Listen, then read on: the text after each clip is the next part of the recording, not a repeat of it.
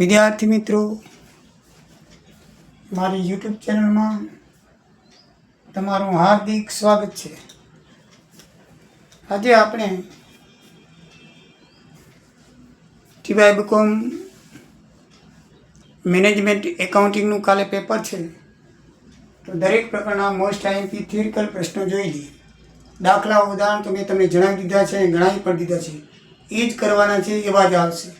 थियरिकल अंदर तमे जोई लो 100% आवशे। प्रकरण नंबर 1 में संचालकीय पद्धति और नाણાકીય पद्धतिनो तफावत, संचालकीय पद्धति और પડતર पद्धतिनो तफावत, અને संचालकीय हिसाबी पद्धतिनो अर्थ और कार्यक्षेत्र आटलू करवानुं छे। प्रकरण 2 में हिसाबी गुणोत्तर एटले शुं, फायदा और मर्यादा आटलू ज करवानुं छे। प्रकरण 3 में भंडोळ प्रवाह पत्रकनी उपयोगिता जणावो અને ટૂંક નોંધ લખો, कार्यशील मूડી बस। प्रकरण 4 ની અંદર ભંડોળ પ્રવાહ પત્રક અને રોકડ પ્રવાહ પત્રકના તફાવત જણાવો। 100% આવશે અને એ મેં લખેલા છે। આર્યા 101% આવશે, બરાબર છે। આર્યા ભંડોળ પ્રવાહ અને રોકડ પ્રવાહનો તફાવત જણાવો પુસ્તકમાં આપેલા છે, પણ લાંબા લાંબા આપેલા છે। મેં તમને આ શોર્ટ કરીને લખેલા છે, બરાબર છે। રોકડ પ્રવાહની ઉપયોગિતા જણાવો। પ્રકરણ 5 અંદાજપત્રક દ્વારા અંકુશ એટલે શું, તેના ફાયદા જણાવો। બજેટરી અંકુશના ફાયદા અને મર્યાદા જણાવો। પ્રકરણ 6 પરિતરશીલ અંદાજપત્રક અને સ્થિર ચલિત ખર્ચ તફાવત।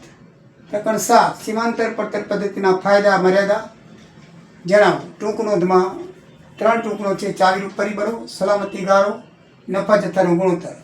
બસ મિત્રો, આટલી થિયરી કરો એટલે 100% તમને માર્ક આવી જશે। આના સિવાય કોઈ પણ થિયરી નહીં હોય, બરાબર છે। આ ઉપરાંત દરેક પ્રકારના એમસીક્યુ અને વૈકલ્પિક પ્રશ્નો પરીક્ષામાં ઘણીવાર પૂછાયેલા હોય, એ જ કરવાના।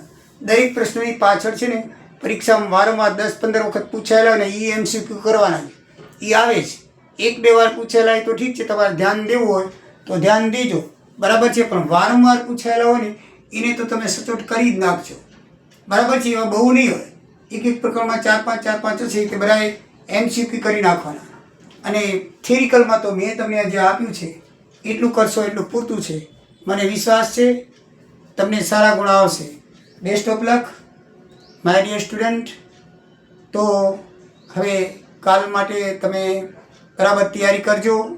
વિડીયો મોકલવામાં થોડોક મોડો પડ્યો છું, પણ ક્ષમા કરજો। જય દ્વારિકાધીશ, જય સિયારામ।